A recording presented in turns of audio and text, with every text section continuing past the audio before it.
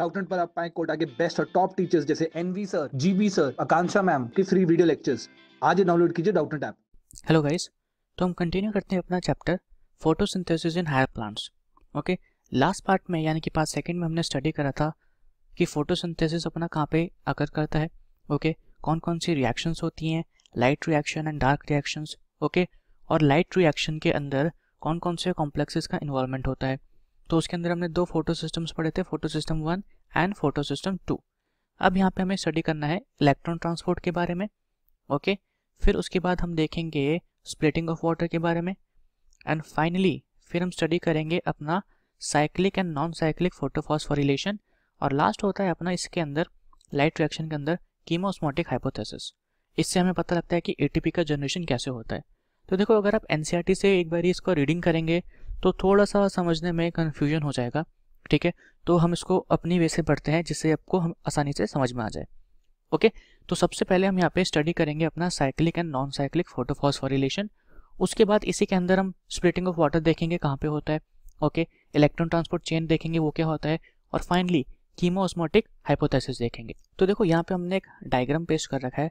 ये हमारा डायग्राम है of non cyclic photophosphorylation. Okay, photophosphorylation. अब इसको नॉन साइक्लिक फोटोफॉस्फोरिलेशन क्यों कहते हैं, तो सबसे पहले फोटो से स्टार्ट करो। फोटो मतलब कि यहाँ पे इन्वॉल्वमेंट होता है किसका, लाइट का। ठीक है, फॉस्फोरिलेशन कौन सा प्रोसेस होता है, जब अपना एडीपी के अंदर यानी एडिनोसाइन डाइफॉस्फेट के अंदर हम इनऑर्गेनिक फॉस्फेट ऐड करते हैं या ऐड होता है। ठीक है, तो इस प्रोसेस को हम क्या कहते हैं, फॉस्फोरिलेशन। और ये फॉस्फोरिलेशन प्रोसेस से हमें क्या मिलता है, यहाँ पे एटीपी मिलता है। तो बेसिकली इस प्रोसेस के अंदर सिंथेसिस होता है किसका, एटीपी का। किसकी प्रेजेंस में, लाइट की प्रेजेंस। ओके, इसलिए इसको हम क्या कहते हैं, फोटोफॉस्फोरिलेशन। अब बात आती है कि नॉन साइक्लिक क्यों कहते हैं इसको, तो उसको अभी हम समझेंगे। तो देखो, ये प्रोसेस होता है कैसे स्टार्ट, उस चीज को समझते हैं। ये अपना है फोटो सिस्टम 2। फोटो सिस्टम 2 कैसे पता लगा, क्योंकि यहाँ पे रिएक्शन सेंटर जो है अपना वो है 680। ठीक है, इसके साइड में प्रेजेंट हैं अपने एसेसरी पिगमेंट्स, जिसको हम एंटीना मॉलिक्यूल्स भी कहते हैं, जो कि यहाँ पे लिखा भी हुआ है। अब 680 जो है यहाँ पे ये रिएक्शन सेंटर है, यानी कि क्लोरोफिल ए है। तो ये शो करेगा मैक्सिमम कहाँ पे, 680 नैनोमीटर पे। तो ये अपनी लाइट अब्जॉर्ब करेगा। एसेसरी पिगमेंट जो है ये अपने डिफरेंट वेवलेंथ पे अब्जॉर्प्शन करेंगे। ठीक है, तो उस एनर्जी को अब्जॉर्ब करके, या कह सकते हैं फोटोन्स को अब्जॉर्ब करके, होता क्या है कि यहाँ से पेयर ऑफ इलेक्ट्रॉन निकलते हैं। ठीक है, और वी कैन से एक्साइट होते हैं, और कहाँ पे पहुंच जाते हैं, प्राइमरी इलेक्ट्रॉन एक्सेप्टर के पास। ठीक है, अब जैसे कि हमें पता है, जब अपने इलेक्ट्रॉन हायर एनर्जी लेवल पे जाते हैं और we can say excited state पे जाते हैं, यहाँ पे थोड़ी सी केमिस्ट्री का यूज होगा, और ये बेसिक केमिस्ट्री है, इसके बारे में सबको पता ही होगा। तो जब अपने इलेक्ट्रॉन्स एक्साइटेड स्टेट पे जाते हैं तो वो वापस आने की कोशिश करते हैं किस पे, लोअर एनर्जी स्टेट पे। ठीक है, और जब वो वापस आते हैं तो वापस आते टाइम रिलीज करते हैं एनर्जी किस फॉर्म में, हीट की फॉर्म में या फ्लोरेसेंस की फॉर्म में। ठीक है, तो यहाँ पे भी बेसिकली अब यही होगा। ये जो इलेक्ट्रॉन एक्साइटेड हुआ है, हायर एनर्जी लेवल पे गया है, अब ये वापस आता है लोअर एनर्जी लेवल पे, किसके through, series of electron acceptors के थ्रू। ठीक है, यहाँ पे आपको 3 इलेक्ट्रॉन एक्सेप्टर्स दिख रहे होंगे, इसको भी हम फुल फॉर्म भी लिख देंगे इसका। ठीक है, तो ये जो अपना सीरीज होता है ऑफ इलेक्ट्रॉन एक्सेप्टर्स और कैरियर्स, ये क्या है, सीरीज किसका, ऑफ इलेक्ट्रॉन कैरियर्स। इसी को हम क्या कहते हैं, इलेक्ट्रॉन ट्रांसपोर्ट सिस्टम। एग्जाम में ऐसा कुछ खास क्वेश्चन आता नहीं है इससे, लेकिन क्योंकि एनसीईआरटी में अपना ये टॉपिक था इसलिए मैंने आपको समझा दिया है। सीरीज ऑफ इलेक्ट्रॉन कैरियर्स ही क्या बनाते हैं, इलेक्ट्रॉन ट्रांसपोर्ट सिस्टम। अभी हम वहाँ पे जाके इस टॉपिक को देखेंगे भी, तो उसमें बस ये बताएगा कि इलेक्ट्रॉन को ट्रांसपोर्ट कैसे कैसे कहाँ पे हुआ है। ओके, वापस आते हैं। सबसे पहले यहाँ पे लिखा हुआ है PQ। तो PQ जो है अपना, इट स्टैंड्स फॉर प्लास्टोक्विनॉन। ओके, उसके नीचे में दे रखा है साइटोक्रोम कॉम्प्लेक्स, और लास्ट है अपना PC। तो PC जो होता है यहाँ पे स्टैंड्स फॉर प्लास्टोसाइनिन। अब इलेक्ट्रॉन अपना यहाँ पे पहुंच चुका है प्राइमरी एक्सेप्टर के पास, वो यहाँ से आता है किसके पास, प्लास्टोक्विनॉन के पास। ठीक है, यहाँ से ही आता है साइटोक्रोम कॉम्प्लेक्स के पास। अब जब साइटोक्रोम कॉम्प्लेक्स से ये जाता है किसके पास, प्लास्टोसाइनिन के पास, तो यहाँ पे आप देख सकते हैं एडीपी का कॉम्बिनेशन होता है किसके साथ, इनऑर्गेनिक फॉस्फेट के साथ, और यहाँ पे हमें मिलता है एटीपी। अब क्वेश्चन एक यहाँ पे बनता है कि एटीपी का फॉर्मेशन इसी जगह क्यों बनता है, इन दोनों जगह क्यों नहीं दिखाया है, ठीक है। तो उसको हम देखेंगे कीमोऑस्मोटिक थ्योरी में। साइटोक्रोम कॉम्प्लेक्स जो होता है अपना, ये इलेक्ट्रॉन कैरी करने के साथ साथ हाइड्रोजन एक्सेप्टर भी होता है, ठीक है। वो कैसे, वो हम आगे देखेंगे। अब यहाँ पे देखो अपने पेयर ऑफ इलेक्ट्रॉन जो है वो पहुंच चुका है किसके पास, P70 के पास, ओके। अब फिर से सेम चीज होगी P70 के पास, यहाँ से मॉलिक्यूल्स जो है अपने लाइट एब्जॉर्ब करेंगे, ठीक है, अपना P70 भी लाइट एब्जॉर्ब करेगा, और फिर से यहाँ पे 2 पेयर ऑफ इलेक्ट्रॉन्स अपने एक्साइट हो जाएंगे, और ये कहाँ पे पहुंचेंगे, प्राइमरी एक्सेप्टर के पास। प्राइमरी एक्सेप्टर्स के पास से ये फिर से आएंगे कहाँ पे, इलेक्ट्रॉन ट्रांसपोर्ट। डिफरेंस क्या है आपकी बारी, यहाँ पे अपने इलेक्ट्रॉन कैरियर्स जो हैं वो चेंज हो गए हैं। अब यहाँ पे आपको क्या देखने को मिल रहा है, FD। FD अपना दूसरा इलेक्ट्रॉन कैरियर है, इसका नाम क्या होता है, फेरेडॉक्सिन, ओके। अब ये इलेक्ट्रॉन यहाँ से एक्सेप्ट करता है, फिर उसके बाद ये भेज देता है कहाँ पे, NADP के पास, ठीक है। बेसिकली होता है अपना NADP+। अब इसको यहाँ पे 2 इलेक्ट्रॉन्स मिलते हैं, साथ ही साथ इसको मिलते हैं यहाँ पे 2 प्रोटॉन्स। यहाँ पे गलती से इन्होंने फोटॉन्स लिख दिया है, यहाँ पे आएगा प्रोटॉन्स, और उन प्रोटॉन्स को एक्सेप्ट करके यहाँ पे हमें क्या मिल जाता है, देखो अगर इसकी रिएक्शन लिखनी हो हमें तो ये कुछ ऐसे होगी, NADH था अपना, sorry, NADP plus 2 electrons plus 2 protons, और हमें क्या मिलेगा यहाँ पे, NADPH2, ठीक है। ये अपना क्या है, रिड्यूसिंग पावर है। बेसिकली आप समझ लीजिए कि ATP की तरह इसको भी एज अ एनर्जी यूज किया जाता है, ठीक है, और इसका भी ATP की तरह डार्क रिएक्शन में यूटिलाइजेशन होता है, ओके। अब ये प्रोटॉन इसके पास आए कहाँ से, एक क्वेश्चन वो बनता है। तो यहाँ पे देखिए आप, ये जो अपना PS2 था, ठीक है, ये बेसिकली क्या है, PS2, और ये वाला है अपना PS1। तो PS2 के पास में आप देख सकते हैं यहाँ पे हो रहा है क्या, वाटर का ब्रेकडाउन, ठीक है।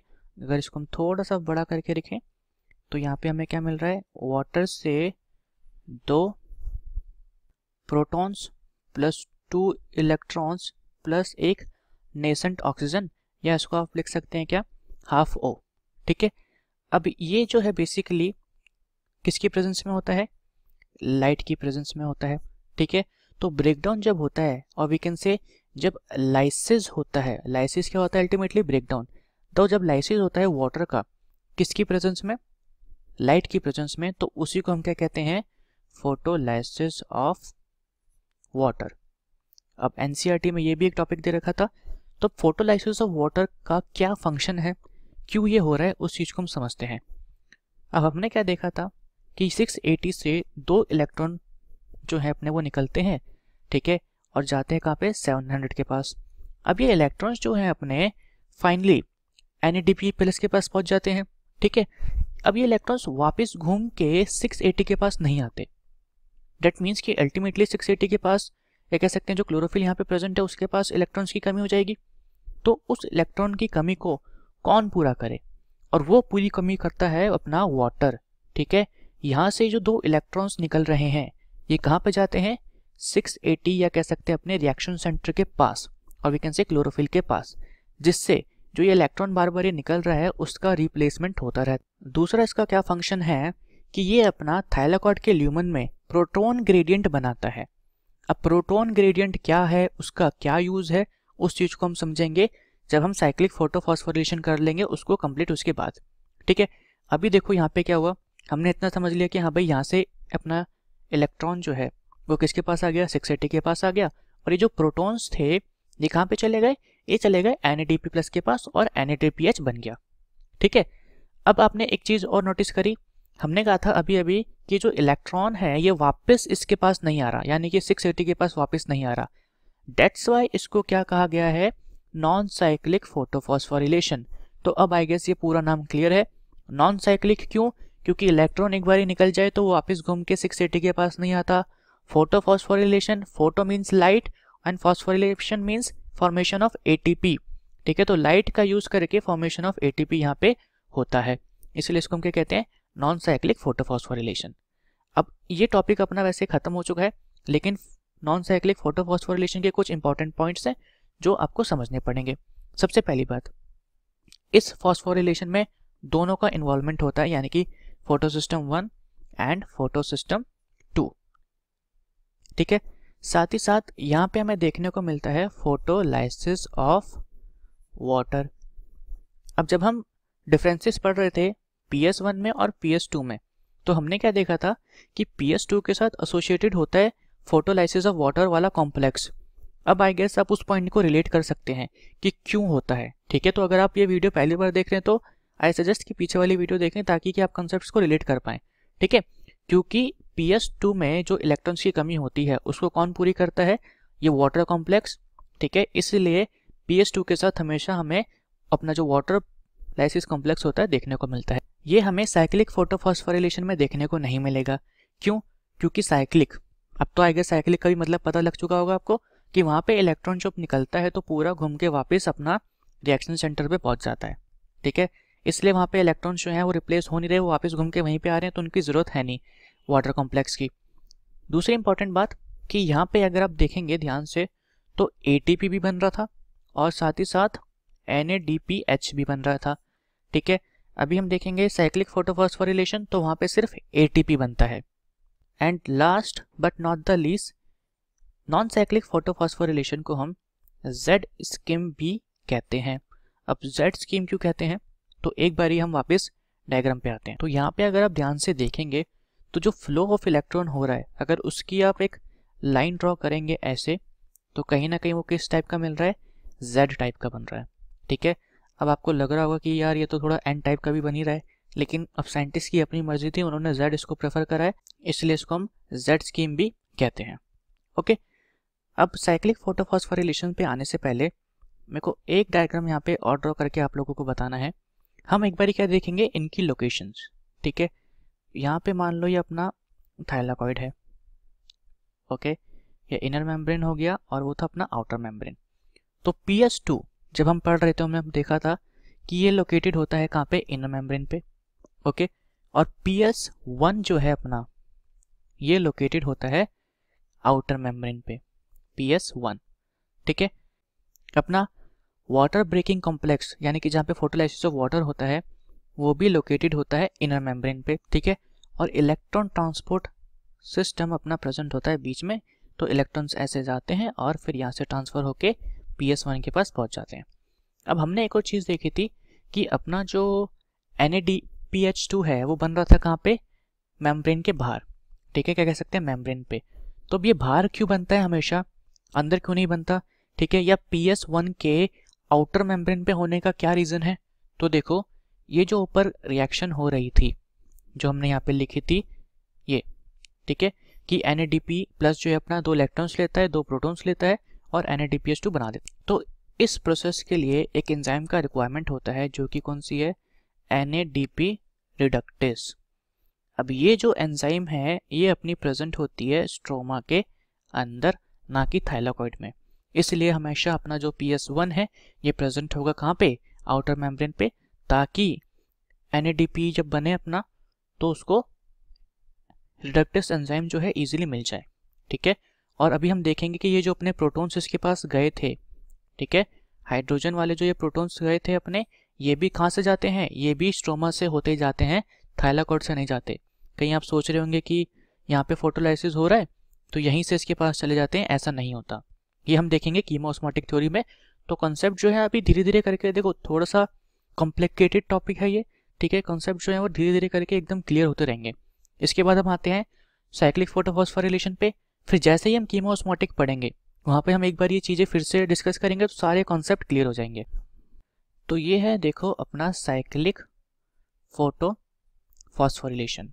अब आई गेस मेरे को नाम का पूरा मतलब समझाने की तो ज़रूरत पड़ेगी नहीं। साइक्लिक क्यों है आपको पता ही है, क्योंकि इस केस में इलेक्ट्रॉन जो है वापस अपने रिएक्शन सेंटर के पास आ जाएंगे, और फोटोफॉस्फोरिलेशन का मतलब मैंने बता ही दिया। ठीक है, तो इस प्रोसेस में भी क्या होगा कि अपने जो एसेसरी पिगमेंट्स हैं और रिएक्शन सेंटर जो है ये अपनी डिज़ायरेबल वेवलेंथ की लाइट को एब्जॉर्ब करेंगे और वी कैन से फोटॉन्स को एब्जॉर्ब करेंगे। ओके, और एब्जॉर्ब करने के बाद अपना एक इलेक्ट्रॉन पेयर और वी कैन से 2 इलेक्ट्रॉन्स यहाँ से निकलेंगे जो जाते हैं कहाँ पे, प्राइमरी एक्सेप्टर के पास। अब एक्साइटेड स्टेट में चले गए हैं, एक्साइटेड स्टेट से नॉर्मल स्टेट में आएंगे। ठीक है, तो ये नॉर्मल स्टेट पे आते हैं किसके हेल्प से, इलेक्ट्रॉन ट्रांसपोर्ट सिस्टम के हेल्प से। इलेक्ट्रॉन ट्रांसपोर्ट सिस्टम क्या होता है, सीरीज ऑफ इलेक्ट्रॉन कैरियर्स जो हेल्प करते हैं इलेक्ट्रॉन को एक्साइटेड स्टेट से नॉर्मल स्टेट में आने पे। ठीक है, तो अब यहाँ पे कौन कौन से हैं, सबसे पहला एफडी मैंने आपको बताया था, ये होता है फेरेडॉक्सिन। ठीक है, फिर है अपना पीक्यू, तो पीक्यू था अपना प्लास्टोक्विनॉन।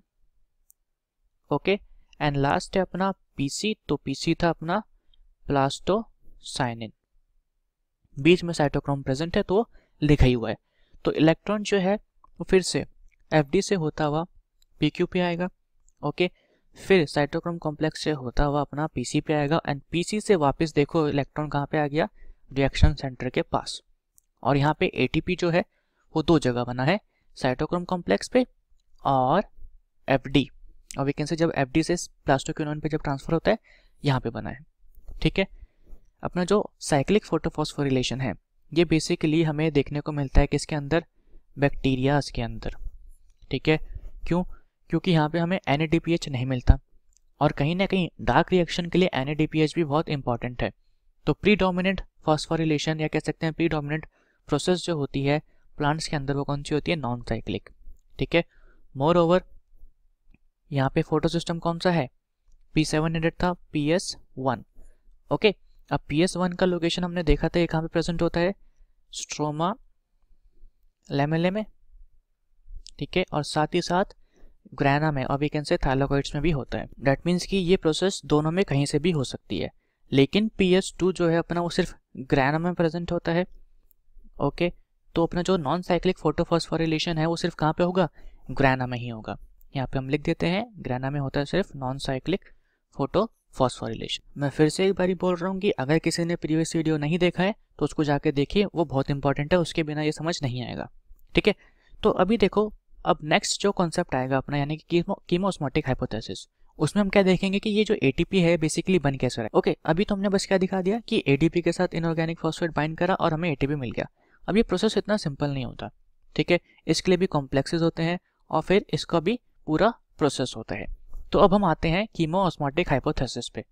तो यहाँ पे आप देख सकते हैं ये है अपना थाइलाकोइड मेम्ब्रेन। ओके, अब यहाँ पे क्या होता है कि इनर मेम्ब्रेन पे हम साथ साथ लिखते भी रहते हैं, इनर मेम्ब्रेन पे प्रेजेंट होता है अपना फोटोसिस्टम 2। ठीक है, ये हमने पीछे भी डायग्राम भी बनाया था, तो हम फिर से इसको यहाँ पे ड्रॉ करते हैं क्योंकि ये डायग्राम थोड़ा ठीक नहीं है, वैसे तो NCERT का ही है बट फिर भी। तो ये हो गया आउटर मेम्ब्रेन, ये हो गया इनर मेम्ब्रेन। तो यहाँ पे अपना प्रेजेंट होता है फोटोसिस्टम 2 मीन्स फोटोसिस्टम 2।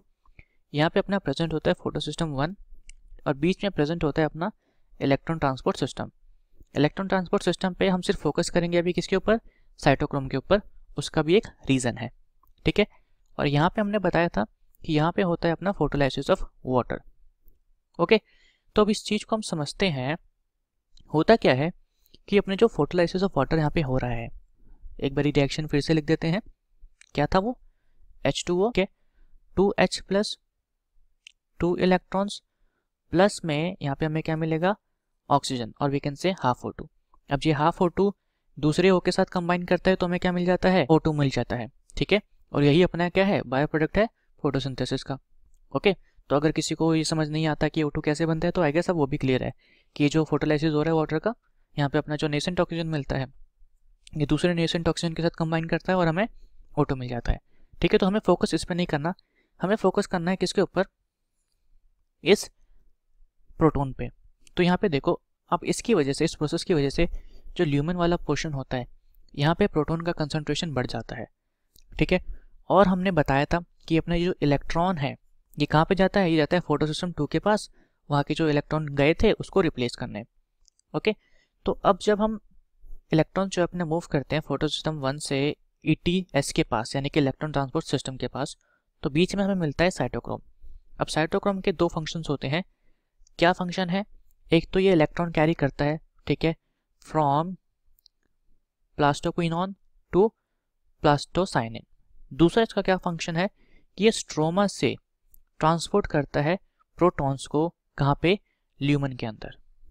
अब इस वजह से क्या होता है, ल्यूमन के अंदर हाइड्रोजन आयंस की कंसंट्रेशन बहुत ज़्यादा बढ़ जाती है और वी कैन से एक प्रोटॉन ग्रेडियंट बिल्ड हो जाता है। अब अंदर अपने प्रोटॉन्स ज़्यादा है, बाहर प्रोटॉन्स कम है, तो प्रोटॉन्स जो है मूव करेंगे कहाँ से, from high concentration to lower concentration. Okay, तो अब ऐसा नहीं है कहीं से भी मूव कर जाएंगे, इनके लिए प्रेजेंट होती है एक ट्रांसमेम्ब्रेन प्रोटीन जिसको हम क्या कहते हैं, एटीपी सिंथेज।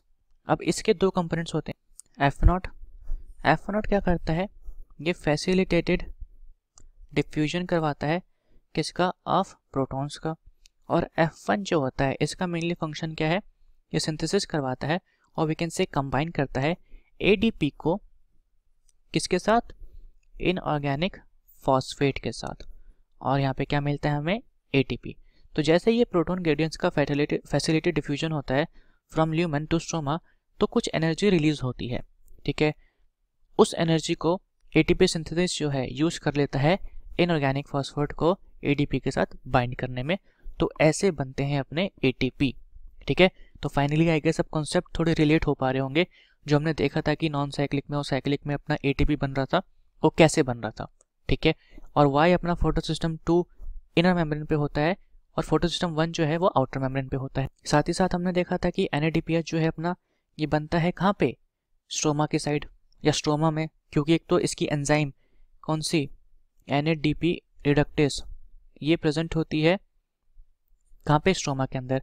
साथ ही साथ इसको जो प्रोटॉन्स मिलते हैं, अब देखो यहाँ पे प्रोटॉन्स अपने कहाँ पे आ गए हैं, स्ट्रोमा में आ गए हैं, तो यही प्रोटॉन्स जाते हैं किसके पास, NADP+ के पास, ठीक है। और साथ ही साथ इसको इलेक्ट्रॉन तो फोटोसिस्टम 1 ने दे ही दी हैं, ठीक है। तो इन दोनों के कॉम्बिनेशन से हमें क्या मिलता है, NADPH, ओके, जिसको डार्क रिएक्शन में यूज़ किया जाता है। एक बारी हम फिर से थोड़ा सा रिकैप देख लेते हैं ताकि कॉन्सेप्ट पूरा का पूरा क्लियर हो जाए। तो यहाँ पे देखो, सबसे पहले लाइट आई, ये अपना नॉन साइक्लिक फोटोफॉस्फोरिलेशन। लाइट ने दो अपने इलेक्ट्रॉन्स को यहाँ से एक्साइट किया, ये सारे थ्रू इलेक्ट्रॉन ट्रांसपोर्ट चेन हमारे कहाँ पे पहुंचे, 700 के पास, और फाइनली आ गई है NADP+ के पास। अब जब हम ये टॉपिक पढ़ रहे थे तो हमने कहा था कि साइटोक्रोम कॉम्प्लेक्स के पास ही ATP क्यों बनता है, तो बाई गेस समझ में आ चुका होगा, क्योंकि ये H+ को ट्रांसपोर्ट करता है स्ट्रोमा से ल्यूमन के अंदर, ठीक है।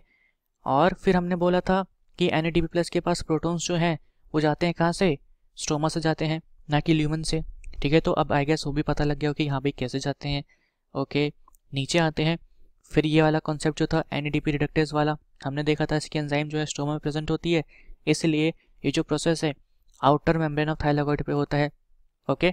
फिर आते हैं वाटर के लाइसिस पे, तो हमने आपको इसका इलेक्ट्रॉन का यूज़ तो बता दिया था, प्रोटॉन का यूज़ हमें कीमोस्मोटिक थ्योरी में देखने को मिल गया, ठीक है। और एक बात याद रखनी है, जैसे यहाँ पे एक हमें नेसेंट ऑक्सीजन मिलेगा और वी कैन से हाफ O2 मिलेगा, ये कंबाइन कर जाएगा किसके साथ, दूसरे वाटर मॉलिक्यूल जब वो स्प्लिट करेगा उसके ऑक्सीजन के साथ, और हमें यहाँ पे क्या मिल जाएगा, O2, ठीक है। बेसिकली यहाँ पे अभी हाफ नहीं आएगा, यहाँ पे सिर्फ O आएगा, तो ये कंबाइन कर जाएगा दूसरे नेसेंट ऑक्सीजन के साथ और दोनों मिलके O2 बना देंगे। आते हैं हम कीमोस्मोटिक थ्योरी पे, तो अब ये इंपॉर्टेंट है, नॉन साइक्लिक फोटोफॉस्फोरिलेशन देखो इतना इंपॉर्टेंट है नहीं, ठीक है। अब यहाँ पे हमने क्या पढ़ा था कि अपने ये कॉम्प्लेक्सेस जो है मेम्ब्रेन पे प्रेजेंट होते हैं, ये इनर मेम्ब्रेन पे, और फोटोसिस्टम 1 है अपना आउटर मेम्ब्रेन पे, और ये प्रेजेंट होता है बीच में, ठीक है। तो यहाँ पे कैसे प्रोसेस स्टार्ट होती है, सबसे पहले प्रोटॉन ग्रेडियंट बिल्ड करा जाता है, और वो कैसे बिल्ड होता है, एक तो फोटोलाइसिस ऑफ वाटर की वजह से और साइटोक्रोम की वजह से, ये सब मिलके क्या करते हैं, प्रोटॉन्स को स्ट्रोमा से ल्यूमन में भेज देते हैं, ठीक है। अब जब एक बार ल्यूमन के अंदर प्रोटॉन्स आ गए हैं तो वो सिर्फ एक ही जगह से जा सकते हैं, या सिर्फ कह सकते हैं उनके जाने के लिए एक ही गेट बना है, और वो है अपना ATP सिंथेसिस। इसके दो कंपोनेंट्स होते हैं, F0 और F1। F0 क्या करवाता है, फैसिलिटेड डिफ्यूजन करवाता है प्रोटॉन्स का, और जब इनका डिफ्यूजन होता है तो उस केस में एनर्जी रिलीज होती है, और वो एनर्जी को यूज़ किया जाता है ATP के साथ इनऑर्गेनिक फॉस्फेट बाइंड करने के लिए, और फाइनली हमें ATP यहाँ पे मिल जाता है। और जो प्रोटॉन्स बाहर आते हैं वो कंबाइन कर जाते हैं किसके साथ, NADP+ के साथ, और ये दोनों मिलकर क्या बना देते हैं, NADPH, ओके। तो आई गेस ये क्लियर है। नेक्स्ट वीडियो में हम फिर से एक बार इसका क्विक रिकैप लेंगे NCERT के रीडिंग के साथ, ओके। तो वहाँ पे तो फिर ये 100% ही क्लियर हो जाएगा। अभी के लिए इस वीडियो में इतना ही, थैंक यू सो मच।